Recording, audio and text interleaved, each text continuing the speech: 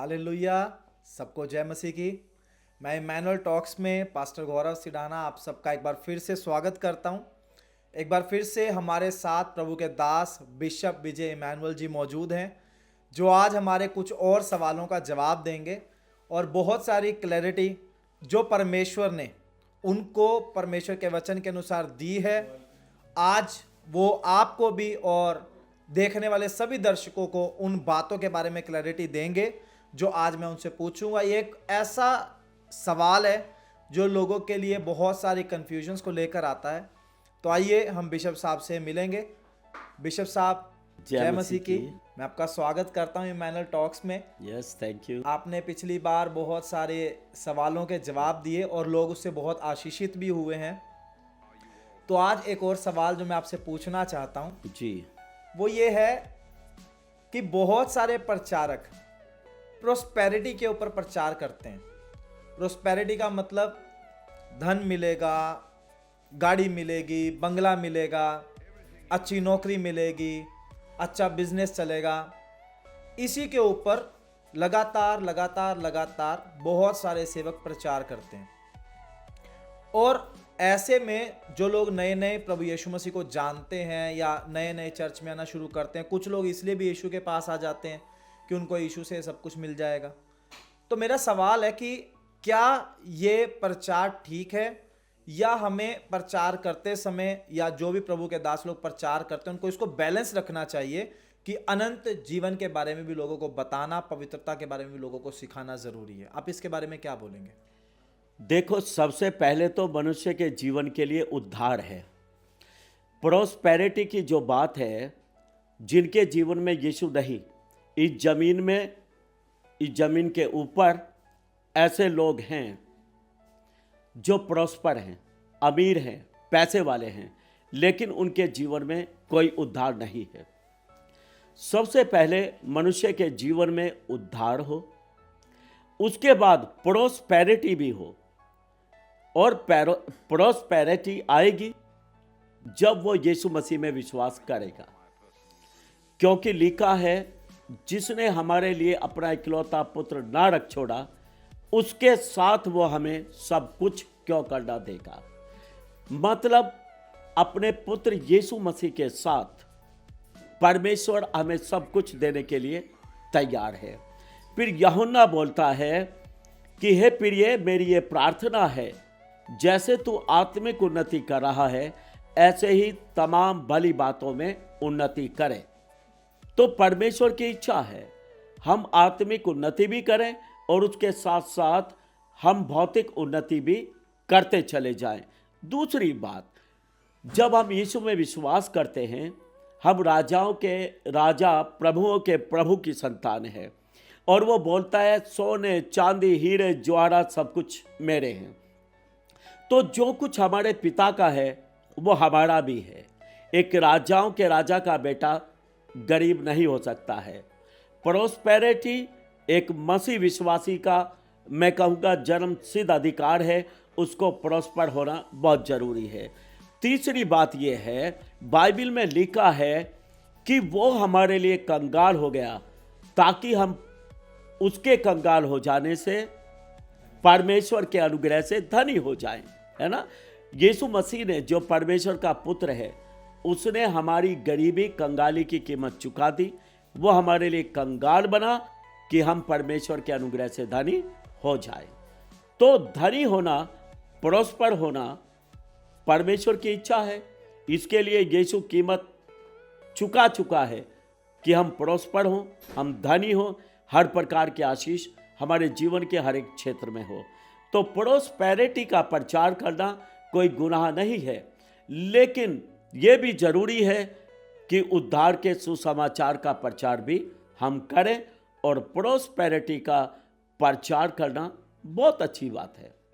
लेकिन जब हम प्रोस्पेरिटी के प्रचारक लोगों को सुनते हैं तो प्रचार प्रोस्पेरिटी के ऊपर इतना ज़्यादा जोर देकर किया जाता है कि लोग उद्धार के बारे में बहुत बार सोचना बंद कर देते हैं। मैं ऐसे कई लोगों को पर्सनली भी जानता हूँ, उन्होंने यीशु मसीह को अच्छे से जाना, लेकिन जब उनकी लाइफ में प्रोस्पेरिटी नहीं आई, लगातार प्रचार सुना और प्रोस्पेरिटी के लिए उन्होंने प्रार्थनाएं की, प्रोस्पेरिटी ना मिलने पर, धन की आशीष ना मिलने पर बहुत सारे लोगों ने यीशु मसीह को छोड़ दिया। इसके पीछे आप क्या समझते हैं, क्या कारण है? इसके पीछे वही कारण है कि यीशु मसीह उस प्रचारक के द्वारा लोगों की जिंदगी में नहीं आया। जब तक प्रचारक यीशु मसीह का सुसमाचार नहीं सुनाएगा, सामने वाला यीशु को जीवन में नहीं लेगा, पापों से पश्चाताप नहीं करेगा, यीशु उनके जीवन में नहीं आएगा। और जब यीशु किसी के जीवन में नहीं है तो वहाँ प्रॉस्पेरिटी नहीं होगी। तो अच्छा है प्रचारक जोर देकर पहले उद्धार का सुसमाचार सुनाए और प्रयत्न करे कि लोग यीशु मसीह को, जो परमेश्वर का पुत्र है, अपनी जिंदगी में ले, उसको अपना उद्धार करता करके ग्रहण करें। और जब यीशु आएगा तो प्रॉस्पेरिटी तो आएगी। आप सेवकों के बारे में क्या सोचते हैं? जैसे प्रभु कलीसिया के लोगों से प्यार करता है, सबको प्रॉस्पर करना चाहता है, क्या सेवकों के लिए भी परमेश्वर ऐसा ही है कि परमेश्वर के जो सेवा करने वाले, क्योंकि बहुत सारे लोग बोलते हैं जब वो प्रभु के दास लोगों के पास बहुत पैसा देखते हैं, उनको बहुत प्रॉस्पर देखते हैं, तो अक्सर लोग उनके ऊपर इस बात को लेकर निशाना साधते हैं कि जो पैसा उनके पास है वो दान का पैसा है, वो लोगों का पैसा है और उस पैसे से वो लोग अमीर हुए। आप इसके बारे में क्या कहते हैं? देखो, प्रभु का सेवक क्या है, जैसे परमेश्वर की इच्छा है वो वैसे ही रहेगा।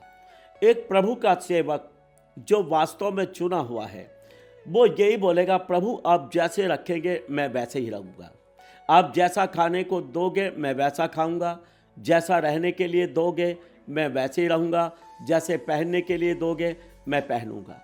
प्रभु का दास परमेश्वर की इच्छा के ऊपर अपने जीवन को निर्भर करता है। दूसरी बात, परमेश्वर कभी भी नहीं चाहेगा उसका सेवक गरीबी और कंगाली में जीवन बिताए, क्योंकि परमेश्वर के पुत्र ने उसकी गरीबी और कंगाली को उठा लिया। यीशु उसके लिए कंगाल हुआ कि वह धनी हो जाए।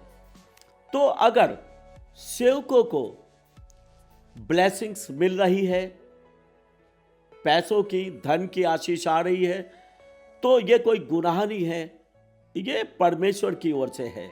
और जब परमेश्वर का दास ही आशीषित नहीं होगा तो उसको सुनने वाले कैसे आशीषित हो जाएंगे? और प्रभु अपने दासों को प्यार करता है, प्रभु अपने लोगों को ब्लेस करता है, धन की आशीष देता है। देखो, धनी होना पाप नहीं है, लेकिन धन की लालसा करना पाप है। धन की लालसा ना करें, लेकिन अगर परमेश्वर धन की आशीष दे रहा है, हम उसको लेंगे विश्वास के साथ और परमेश्वर हमें देगा। लोग बाइबल के लोगों का उदाहरण देते हैं जो 12 चेले प्रभु यीशु मसीह के साथ रहते थे। उन्होंने अपना बिजनेस छोड़ दिया, अपनी जॉब छोड़ दी, दिन रात यीशु मसीह के साथ रहे। और जब कलीसियाओं की स्थापना होना हुआ तो बाइबल उसके बारे में ज़्यादा डिटेल में नहीं बताती कि जो सेवक लोग थे वो कितने धनी थे या साधारण थे। लेकिन पौलुस के जीवन में बहुत सारी बार हम पढ़ते हैं, प्रभु का दास पौलुस बार बार अपने दुख उठाने का वर्णन करता है और वो पार्ट टाइम एक काम भी करता है कि उसको दान का पैसा लेने की ज़रूरत ना पड़े अमीर होने के लिए। सबकी बुलाहट एक जैसी रही है, कुछ फुल टाइम करते हैं, कुछ पार्ट टाइम करते हैं। अगर कोई काम करके प्रभु की सेवा करता है तो वो प्रभु के लिए करता है। अगर कोई फुल टाइम करके प्रभु की सेवा करता है तो वो प्रभु के लिए करता है। दूसरी बात, ये आपको किसने बोल दिया कि चेले गरीब थे? ये कहाँ लिखा है बाइबल में कि चेलों के पास ना रहने को था, ना खाने को था, चेले कंगाल थे? ऐसा बाइबल में कहीं भी मैंने यही बोला कि वो बाइबल वहाँ पे चुप है इस बार। हाँ, तो वहाँ लिखा भी नहीं है जी। और दूसरी बात, बाइबल चुप नहीं है, कुछ बातों को बताती है। यीशु मसीह पतरस को बोलता, अपना और मेरा टैक्स भर दे। मछली के मुंह से सिक्का निकाल ले, मेरा और अपना टैक्स भर दे। टैक्स कोई गरीब आदमी थोड़ा ही देता है। पतरस भी इतना कमाता होगा, इतना दान हिस्से में उसके भी आता होगा कि उसको इनकम टैक्स पे करने की जरूरत थी। और यीशु मसीह के पास भी इतनी कमाई थी कि उसको टैक्स भरना पड़ा। तो आज भी जो टैक्स भरते हैं अमीर है, जो टैक्स नहीं भरते वो गरीब हैं। उस टाइम भी ऐसा था, टैक्स भरना पड़ा। उसके चेले टैक्स देते थे और उनमें से कोई भी गरीब नहीं था। और अगर उनमें से कोई भी गरीब हो, इसका मतलब वो विश्वासी नहीं थे। समझे? तो आपके कहने का मतलब ये है हाँ, कि वो टैक्स भरते थे क्योंकि वो अमीर थे, लेकिन टैक्स भरने के लिए पैसा मछली के अंदर से वो यीशु मसीह की काबिलियत है, वो परमेश्वर की काबिलियत है कि वो चट्टान से दरिया बहा देता है। चट्टान से पानी निकाला परमेश्वर ने, उसकी मर्जी है। मछली यीशु मसीह की है, जी सिक्का यीशु मसीह का है, बिल्कुल। वो निकालेगा, उसके मुंह से निकाल लिया। कौन रोकेगा यीशु मसीह को कि मछली के मुंह से सिक्का क्यों निकाला? जी जी जी, सिक्का यीशु का है, मछली का नहीं है। बिल्कुल। इसलिए निकाला, निकाल के लेके आ। निगल तो मछली ने रखा था, उससे मछली की भी जान बची। जी मछली मर सकती थी, सिक्के के कारण मछली की जान बचाई और इनकम टैक्स भी दिया। बिल्कुल, पैसा था, इसीलिए यहूदा इस्करियोती उस थैली में से पैसा निकाल। हाँ बिल्कुल, खजांची रखा स्पेशल उसने। जी जब पैसा बहुत होता है तभी ट्रेजरर रखते हैं, जैसे आप ट्रेजरर हैं ऐसे। जी जी जी, पैसा ना होता आपको ट्रेजरर कैसे बनाते संस्था का, आप बताओ। बिल्कुल। यीशु के पास पैसा था तो ट्रेजरर था उसके पास। जी वो बात अलग था कि वो चोर था, पर आप नहीं हैं, आप ईमानदार हैं, मुझे पता है।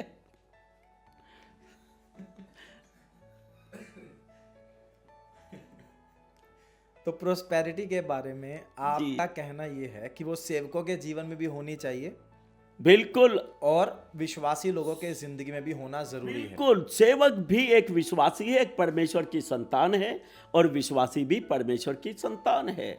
और परमेश्वर की प्रजा, उसके निज लोग कंगाल हों, ये परमेश्वर की शान में गुस्ताखी है। मैं 2016 में लगभग 15 स्टेट्स में गया हूँ प्रभु की सेवा के लिए, और उनमें से 3-4 स्टेट्स ऐसे हैं जहाँ पर बहुत ज़्यादा गरीबी है। उनमें से मैं एमपी में गया, छत्तीसगढ़ में गया, तो वहाँ पर छोटी छोटी कलीसियाएँ हैं, 20 से 30 लोग मुश्किल से उन कलीसियाओं में हैं, और जो सेवक वहाँ पर सेवा करते हैं उनको दान में मुश्किल से सिर्फ चावल मिलते हैं, और उन चावलों को बेचकर भी इतना पैसा नहीं आ सकता कि उनका गुजारा हो सके। वो बहुत गरीबी में और बहुत दुख में परमेश्वर की सेवा को इस समय भी कर रहे हैं। तो वहाँ पर प्रोस्पेरिटी ना होने का आप क्या कारण समझते हैं? प्रोस्पेरिटी, अब उन्होंने अगर दान देना शुरू कर दिया उन गरीब लोगों ने, तो देने से परमेश्वर उनको देगा। लिखा है दिया करो तो दिया जाएगा। दूसरी बात, प्रोस्पर होना एक प्रोसीजर है, एक प्रक्रिया है। तुरंत से कोई अमीर नहीं होता है। हर एक व्यक्ति ने मेहनत किया है, देना सीखा है, और उन्होंने प्राप्त भी किया है। ठीक है ना? तो धीरे धीरे सभी लोग प्रोस्पर होते हैं, और मेरा विश्वास है वो पास्टर भी और कलीसिया भी प्रोस्पर होगी। मैंने भी जब शुरू किया तो 16-17 रुपया चंदे में आता था पर संडे, और 17 चौक 68, 70 रुपया महीना की मेरी इनकम थी, और मेरी कोई सैलरी नहीं थी, मैं कोई बिजनेस काम नहीं करता था। लेकिन परमेश्वर का धन्यवाद हो, तब भी मुझे 3 टाइम पेट भरकर खाना मिलता था, अच्छे से रहता था। और प्रोस्पेरिटी केवल पैसे से नहीं आती, प्रोस्पर करने वाला परमेश्वर है। आमीन। हम लोग बहुत बार मोटरसाइकिल नहीं खरीदते, डायरेक्ट नई मोटरसाइकिल हमारे पास आ जाती है, देते हैं लोग। तो प्रोस्पेरिटी केवल पैसे से नहीं, प्रोस्पेरिटी परमेश्वर की ओर से है, उसका तरीका है। वो आपको किस प्रकार से प्रोस्पर करना चाहता है, किस प्रकार से बढ़ाना चाहता है। कुछ पास्टर्स हैं जो अफ्रीकन कंट्रीज़ में प्रभु की सेवा करते हैं, उनके पास अपने प्राइवेट जेट्स भी हैं, और कुछ वहाँ पर 1 या 2 केसेस को मैं सुन चुका हूँ कि जो वहाँ की गवर्नमेंट थी, उन्होंने उन पास्टर्स के ऊपर फाइनेंशियल फ्रॉड का एक केस बनाया, जिसकी वजह से उनको अपना देश छोड़ के भी जाना पड़ा। तो क्या ये प्रोस्पेरिटी या पैसा परमेश्वर की ओर से है और उनको ठीक तरीके से वो मैनेज नहीं कर पाए जिस कारण से उनके साथ ऐसा हुआ, या उन्होंने गलत तरीके से पैसा लोगों से लिया और उसके बाद उसका मिसयूज किया जिसकी वजह से उनको ऐसा फेस करना पड़ा। जी, बाइबल में लिखा है धन की आशीष यहोवा ही की ओर से मिलती है और वो उसमें कोई दुख नहीं मिलाता। अगर धन की आशीष परमेश्वर की ओर से है तो दुख नहीं होगा, उनके विरोध में कोई फ्रॉड केस नहीं चलेगा, कुछ भी नहीं होगा, क्योंकि वचन में लिखा है वो उसमें पैसे में उस धन के साथ दुख नहीं मिलाएगा। लेकिन अगर व्यक्ति चाहे कोई परमेश्वर का दास है चाहे कोई भी है, अगर फ्रॉड करके अमीर बनेगा तो उसके विरोध में कार्यवाही तो जरूर होगी। अब ये तो वहाँ की सरकार जानती होगी, वो परमेश्वर के दास जानते होंगे, और फिर वो देश छोड़ के भागे क्यों? अगर वो अपराधी थे तभी देश छोड़ के भागे, अगर वो सही होते तो वहाँ भी कोर्ट है, कचहरी है, वहाँ फैसला होता, अदालत है, आपको भागने की जरूरत नहीं है। मैं दोष नहीं लगा रहा उनके ऊपर कि वो गलती होंगे, लेकिन मैं वचन के अनुसार तो बता सकता हूं कि अगर धन की आशीष यहोवा की ओर से है तो उसमें वो दुख नहीं मिलाता। उस पैसे के साथ कोई दुख, कोई मुसीबत, कोई विपत्ति आपके ऊपर कभी आ ही नहीं सकती है। सेवकों को लेकर एक सवाल मेरा और है आपसे कि जो सेवक लोग होते हैं वो पैसे को किस तरह से मैनेज करें कि वो परमेश्वर की नज़र में गलत ना ठहरे, लोगों की नज़र में भी गलत ना ठहरे और उनकी ज़रूरतें भी पूरी होती रहें। उदाहरण के लिए जो भी उनकी इनकम चर्च से है उनको उस पैसे को कैसे मैनेज करना चाहिए कि वो अपने परिवार के ऊपर खर्च करें या उस पैसे से सेवकाई के ऊपर खर्च करें, या दोनों को बैलेंस बना के वो खर्च कर सकते हैं। अब आज के टाइम में क्या होता है, एक पास्टर को मैं जानता हूँ, छोटा चर्च है, इनकम अच्छी है, तो उन्होंने उस इनकम से गाड़ी खरीदी। गाड़ी खरीदने के बाद उन्हीं की चर्च के कुछ लोगों ने उनको गलत बोलना शुरू कर दिया कि ये जो गाड़ी है ये हमारे पैसों से खरीदी गई है। आप क्या सोचते हैं उन सेवकों को कैसे पैसे को मैनेज करना चाहिए? देखो, सेवा में क्या है, जो पैसा सेवा का है हम उसके मालिक नहीं हैं, भंडारी हैं। भंडारी कभी मालिक नहीं होता, मालिक प्रभु है, पैसा प्रभु का है। कभी कभी पास्टर उस पैसे का मालिक बन जाता है और यह भूल जाता मैं भंडारी हूँ। भंडारी को भंडार से निकालने के लिए स्वामी की आज्ञा लेनी पड़ती है, उसकी इच्छा पूछनी पड़ती है, उसकी परमिशन से भंडारी उतना ही निकालेगा जितना स्वामी आदेश देगा। लेकिन दुख की बात यह है, कई बार सेवक मालिक बनकर बैठ जाता है, सोचता है पैसा मेरा है। ये उसकी गलतफहमी है। पैसा तो प्रभु का है, आप मालिक नहीं, परमेश्वर मालिक है, वो स्वामी है, आप भंडारी हैं। परमेश्वर की इच्छा से आप खर्च करें, चाहे आप अपने ऊपर खर्च कर रहे हैं, अपने परिवार पर, लेकिन प्रभु से पूछकर, प्रभु की इच्छा से।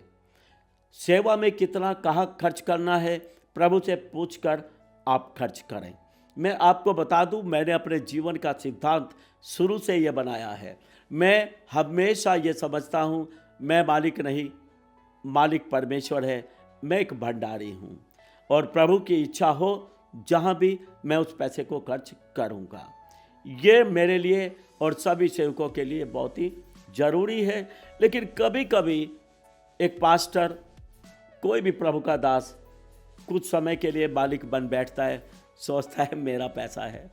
यहाँ पर गलत है और परमेश्वर अपने लोगों को ठीक करता है और ऑनेस्टी, ईमानदारी परमेश्वर सिखाता है। तो प्रभु अपने लोगों को आशीष दे और उसके लोग ईमानदार रहें और अपने आप को भंडारी समझें, स्वामी ना समझें। तो जब बात पैसे की चल रही है तो एक मेरा छोटा सा सवाल और है। दशमांश को लेकर दो तरह की शिक्षाएं हैं। एक शिक्षा ये बोलती है हमें दशमांश देना चाहिए, ज़रूर देना चाहिए, क्योंकि वो परमेश्वर के वचन के अनुसार है। बहुत सारे ऐसे प्रभु के दास हैं यूट्यूब के ऊपर भी और चर्चिज में भी जो ये सिखाते हैं कि दशमांश जो है वो पुराने नियम की आज्ञा है, नए नियम में उसका कोई जिक्र नहीं है और दशमांश कलीसिया के लोगों को नहीं देना चाहिए, क्योंकि अगर वो पुराने नियम की किसी एक आज्ञा को मानते हैं तो उनको पुराने नियम की सारी आज्ञाओं को मानना और व्यवस्था को मानना ज़रूरी है। आप इसके बारे में क्या बोलते हैं? दशमांश को लेकर थोड़ी सी क्लैरिटी आप हमारे दर्शकों को जरूर दें। देखो, सबसे पहले यीशु मसीह ने एक बात बोली कि मैं व्यवस्था को लोप करने के लिए नहीं आया। मतलब व्यवस्था को मिटाने के लिए, पुराने नियम को मिटाने के लिए यीशु मसीह पैदा नहीं हुआ। नंबर दूसरी बात, पुराना नियम और नया नियम दोनों दशमांश देने की बात करते हैं। वो बात अलग है कि कुछ स्वार्थी लोग जो दशमांश नहीं देना चाहते, जो परमेश्वर से प्रेम नहीं रखते हैं, वो लोग अपने हिसाब से वचन को उठाते और बोलते हैं। पुराने नियम में लिखा है कि दशमांश यहोवा ही का है, मतलब आपकी कमाई का 10वां हिस्सा परमेश्वर का है। नए नियम में यीशु मसीह बोलता है जो परमेश्वर का है वो परमेश्वर को दो। और परमेश्वर का क्या है? व्यवस्था हमें सिखाती है कि 10वां हिस्सा परमेश्वर का है। तो नए नियम में प्रभु यीशु मसीह स्पष्ट लफ्जों में बोलता है कि परमेश्वर का दशमांश हम परमेश्वर को दें। देना प्रेम के कारण होता है। कुछ लोग परमेश्वर से प्रेम नहीं रखते, इसलिए ना तो वो दान देते हैं, ना वो दशमांश देके राजी हैं। लेकिन जो लोग दशमांश का विरोध करते हैं उनका कहना ये है कि दशमांश पुराने नियम में था, नए नियम में प्रभु ने हमें स्वतंत्र इच्छा शक्ति दे दी है कि हम जितना चाहें उतना दें, ना दबाव से ना कुड़ कुड़ के। परमेश्वर हर्ष से देने वालों से प्रसन्न होता है। तो दशमांश की तलवार विश्वासी के ऊपर ना लटकाई जाए, बल्कि जो वचन के अनुसार वो देना चाहें खुशी से, उनको वो देना चाहिए। उनका तर्क ये है। देखो, जिसका तर्क ये है उसने कौन से नंबर का चश्मा लगाया हुआ है यह भी चेक करना पड़ेगा। वहां पौलुस दान के बारे में बात कर रहा है, दशमांश की बात नहीं कर रहा। जो दान दे हर्ष से दे। दशमांश अलग है, उसके देने लेने का तो सवाल ही नहीं है, वो तो परमेश्वर का है। वहां दान देने के बारे में बोला कि जब आप दान करते हैं तो खुशी से, प्रसन्नता से करें, क्योंकि परमेश्वर प्रसन्नता से देने वाले से प्रसन्न होता है। ये दशमांश में आप वचन नहीं उठा सकते हैं, वहां दान की बात हो रही है। दशमांश अलग है, दान अलग है, चंदे की ऑफरिंग अलग है, गरीबों विधवाओं के लिए दान अलग है। बहुत प्रकार के दान हैं और मैंने जीवन में देखे हैं बहुत सारे लोग बड़ी खुशी से अलग अलग सेवकाई के लिए दान करते हैं और वो बहुत प्रसन्नचित हैं, प्रॉस्पर हैं, बढ़ते जा रहे हैं। मैंने गरीबी से, मिट्टी से उठे हुए लोगों को देखा है जिन्होंने दान और दशमांश देना रेगुलर शुरू किया। आज उनके पास सब कुछ बहुतायत से है। मैंने कुछ चर्चिज के एनवेलप भी देखे हैं जिनके ऊपर लिखा होता है टाइथ, मतलब दशमांश। फिर अगला कॉलम है फॉर विडोज एंड पुअर्स। अगला कॉलम है फॉर स्पेशल इवेंजलिज्म। बिल्कुल। तो इस तरह से अलग अलग प्रकार के दान के लिए उन्होंने अपने ऑफरिंग एनवेलप के ऊपर मेंशन किया है कि कोई व्यक्ति दशमांश के साथ जी अगर दान देना चाहता है तो किस सेवकाई के लिए वो देना चाहते हैं। अलग अलग और लोग देते हैं, जिनको देना नहीं वो स्वार्थी लोग, वो मना करते हैं, दूसरों को ना देना भी सिखाते हैं। लेकिन जो खुदा से प्यार करते हैं वो भर भर के, जी भर भर कर देते हैं और परमेश्वर उन्हें आशीषित करता है। एक व्यक्ति से मेरी बात हो रही थी कुछ साल पहले, तो उसने एक किताब का जिक्र किया। उस किताब का नाम था दशमांश के लुटेरे। उसमें से बहुत सारे रेफरेंस बुक में मेंशन है जिसमें इस बात का विरोध किया गया है कि हमें दशमांश नहीं देना चाहिए। और उस व्यक्ति का ये भी कहना था कि जो भी प्रभु के दास लोग हैं उनको खुद काम करना चाहिए, मतलब सेवा के साथ साथ कोई जॉब या कोई बिजनेस करना चाहिए, क्योंकि वचन में लिखा है जो काम ना करे वो खाने भी ना पाए। उन्होंने इस रेफरेंस को लिया और इस रेफरेंस को इस बात से जोड़कर उनका कहना यह था कि चर्च के लोगों को दशमांश देने के लिए ना बोला जाए, बल्कि सेवकाई की ज़रूरत को पूरा करने के लिए वो व्यक्ति काम करे जो सेवा को चलाने वाला व्यक्ति है। वो व्यक्ति बहुत बड़ा पाप कर रहा है, वो प्रभु बन बैठा है लोगों का। वो बताएगा कि किसको कैसे सेवा करनी चाहिए, सेवा कैसे करनी चाहिए, ये तो प्रभु यीशु बताएगा। बिल्कुल। और लिखा वचन में कोई सिपाही अपनी जेब से नहीं खर्च करके काम करता। बिल्कुल। और यीशु मसीह बोलता है मजदूर को अपनी मजदूरी का हक है। बिल्कुल बाइबल बिल्कुल स्पष्ट करती है जी।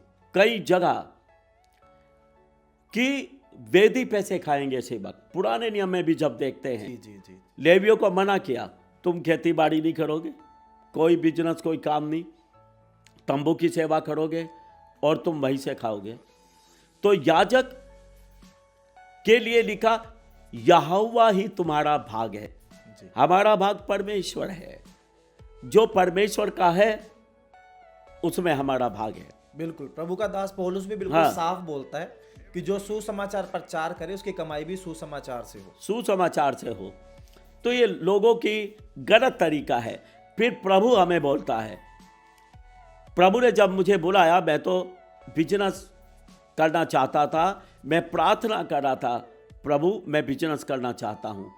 और परमेश्वर ने मुझे सीधे मनुष्यों के आवाज में बात किया, मैं बता दूं। और परमेश्वर ने मुझे बोला तू बाइबल स्कूल जा। समझ रहे, मैं तो बिजनेस करना चाहता था। बिल्कुल। परमेश्वर ने जिन 12 चेलों को चुना वो भी अपना अपना काम कर रहे थे। पतरस मछली पकड़ के बाहर निकला था, मत्ती टैक्स कलेक्टर, सबको बोला मेरे पीछे चले आओ। उन सबको परमेश्वर ने काम छोड़ने के लिए बोला। हाँ। लेकिन वो व्यक्ति बार बार प्रभु के दास पौलुस का नाम ले रहा था कि बिल्कुल। पौलुस अपनी सेवा में साथ साथ टेंट बनाने का भी काम करता। ये पौलुस की अपनी बुलाहट थी। अगर पौलुस टेंट बनाने का काम ना भी करता, पौलुस तब भी भूखा मरने वाला नहीं था। और पौलुस एक जगह दान भेजने को भी बोलता है कि उसके पास दान भेजा जाए। जी और पौलुस बोलता है मेरे पास सब कुछ बहुतायात से है। पौलुस भी गरीब नहीं था, उसके पास बहुत था। समझ रहे। तो लेकिन क्या होता है, जब एक पादरी फटी पैंट, टूटी चप्पल और टूटी हुई साइकिल पे प्रचार करने जाता है, कलीसिया बड़ी खुश होती है। क्या पास्टर है, क्या ईमानदार है। उनको मजा आता है कि पादरी गरीब रहे, बेचारा बन के रहे, वो अच्छा है। अगर पादरी बढ़िया सी कार में बैठ गया तो लोगों को जलन होती है। अरे भाई, जिसकी प्रार्थनाओं से आप धनी होते जा रहे हैं, जिसकी प्रार्थनाओं से आप आशीषित हो रहे हैं, जिसकी प्रार्थनाओं से आप भले चंगे हो रहे हैं, आप उसके लिए गलत धारणा रखते हो। वो गरीब रहे, वो दुखी रहे, हैं? क्यों रहेगा? क्यों सोचते हो उसके बारे में आप वो गरीब रहे और आप उसकी प्रार्थनाओं से अमीर होते चले जाएं? ये कौन सी अच्छी बात है? आपको भी पास्टर के लिए प्रार्थना करना चाहिए। आपका पास्टर प्रॉस्पर हो, बढ़े, उसके पास मोटरसाइकिल हो, कार हो, धनी हो, अच्छी कोठी हो, सब कुछ, क्योंकि वो भी ऐसी प्रार्थना आप विश्वासी लोगों के लिए करता है। तो आप अपने पास्टर को क्यों बढ़ते हुए नहीं देखना चाहते हैं? कुछ लोग इस बात के कारण बोलते हैं क्योंकि बार बार प्रभु का दास पौलुस जो बोलता है, दुख उठा सुसमाचार प्रचार का काम कर। वो हम कौन सा, अगर कार में भी जा रहे, क्या दुख नहीं उठाते हैं? दुख उठा के क्या हम सुसमाचार नहीं सुनाते? हम भी सुसमाचार दुख उठा के ही सुनाते हैं सभी। लेकिन इस दुख को कौन समझेगा? जो सुसमाचार सुनाने वाला है, जी जो घर में बैठा ऐश कर रहा है, वो इस दुख को नहीं समझेगा। बिल्कुल। हम भारी दुख के साथ जीवन बिताते हैं। जी मैं आपको बता दूं, कोई गरीब आता है, उसको देख के हृदय में हमारे दुख होता है। कोई बीमार आता है, हृदय दुख से भर जाता है। और एक परमेश्वर का दास अगर 50 लोगों के लिए दिन में दुआ कर रहा है, दुखी लोगों के लिए, वो 50 बार उनके कारण दुख से भर जाता है। मेरे साथ 30 सालों से यही है कि मैं दूसरों के दुख से ज़्यादा दुखी हूँ। और परमेश्वर के अनुग्रह से व्यक्तिगत जीवन में तो मैं बहुत संपन्न और सुखी हूँ। मैं भी यही समझता हूँ कि इस दुनिया के चाहे कितने भी सुख सुविधाएं हमारे पास हों, as a pastor, as a minister of God, लेकिन सेवकाई में एक दुख तो है कि बहुत सारी आत्माएं नाश हो रही हैं और हमें उनको बचाना है। तो ये बोझ, ये दुख तो हर सेवक जो रियल मिनिस्टर है परमेश्वर का, जी, उसके जीवन में है। और यही दुख जो पौलुस प्रभु का दास है, वो इसी दुख की बात करता है कि दुख उठाकर सुसमाचार सुनाने का मतलब है कीमत चुकाकर प्रभु की सेवा करना। तो मैं समझता हूँ कि आपके कुछ सवालों को आज जवाब मिला होगा और बहुत सारी बातों में आपको क्लैरिटी मिली होगी कि दशमांश देना ज़रूरी है। प्रोस्पेरिटी परमेश्वर में जब आए हैं तो वो हमारे जीवन में होना ज़रूरी है। अगर आपके जीवन में प्रॉस्पेरिटी नहीं, तो सीक्रेट आज आपने सुन लिया। हम दशमांश दें, हम दान दें। प्रभु के दास ने बताया, उन्होंने अपने जीवन में बहुत सारे ऐसे लोगों को देखा है जिन्होंने दान दशमांश देना शुरू किया और परमेश्वर को गरीबी से निकाला, उनको आशीषित किया। आपको भी परमेश्वर ऐसे ही आशीष देगा। अगले एपिसोड में फिर से मिलेंगे। सबको जय मसीह की। Praise the Lord. हम आशा करते हैं कि आपको ये वीडियो अच्छी लगी होगी और हम आपसे निवेदन करते हैं कि हमारी ये वीडियो अपने दोस्तों और रिश्तेदारों के साथ जरूर शेयर करें, ताकि वो लोग भी परमेश्वर की सच्चाई को जान सकें और आशीषित हों। और हम आपसे कहना चाहते हैं कि अगर आपने हमारे चैनल को सब्सक्राइब नहीं किया है तो जरूर सब्सक्राइब करें।